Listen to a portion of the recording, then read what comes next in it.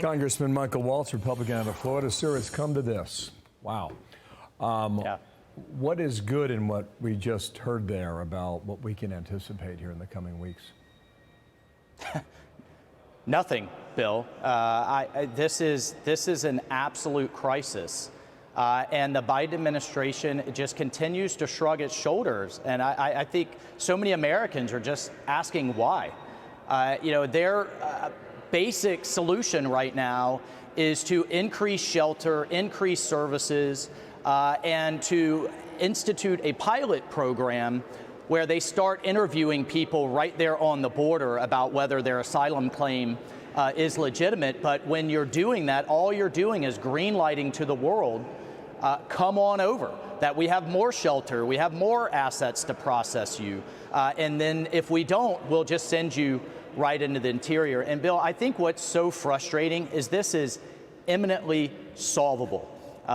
4 basic steps. Number 1, build the wall, build barriers, and put technology on the border. Number 2, put the Remain in Mexico policy back in place so people have to wait there rather than they get released into the border for their asylum claim. 3, we talk a lot about decoupling from China and bringing manufacturing back home. Of course, I'd like it in the United States, but if it doesn't make sense here, let's incentivize it to go into Central America, create jobs there, and secure our supply chains. Now you're killing 2 problems with 1 stone. And then 4, we have to go after the cartels. And we've talked about authorizing military resources, putting them on their back foot. But right now, estimates show they're making $10 to $15 billion per year off of human trafficking and fentanyl. Those 4 steps right there, Bill, and I think we would have this problem largely under control. And that's what our Republican legislation this week seeks to do. The White House seems to think it does not have a problem. Listen to this exchange at the White House briefing yesterday.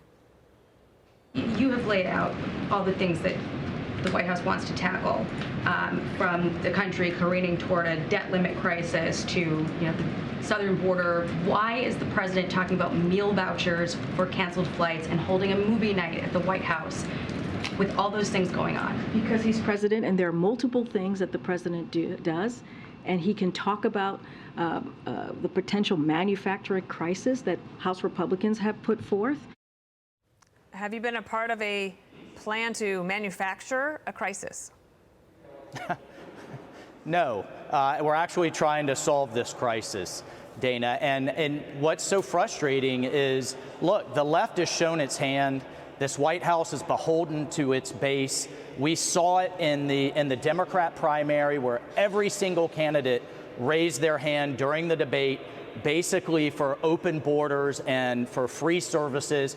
And what has me so frustrated as a representative is when I talk to my constituents, when I talk to veterans who don't have the services that they need and deserve, when I talk to teachers whose classrooms are overwhelmed, our infrastructure that's crumbling, and yet those are services rightly for American citizens. We talked about the debt limit debate. We're talking about whether this country can sustain spending for American citizens. Yet on the other hand, the White House shoulder shrugs at the prospects of 8 million new people coming in and putting a strain on those same services like it's no big deal. And that is unfair to the taxpayer. That's unfair to these people who have paid into the system and already aren't getting the services that they deserve. Michael, thank you for your time, Congressman. Michael Waltz, buckle up, okay? We'll be watching it every hour of every Thanks, day. Bill. Thanks for your time. Will do. I'm Steve Ducey. I'm Brian Kilmeade. And I'm Ainsley Earhart. And click here to subscribe to the Fox News YouTube page to catch our hottest interviews and most compelling analysis.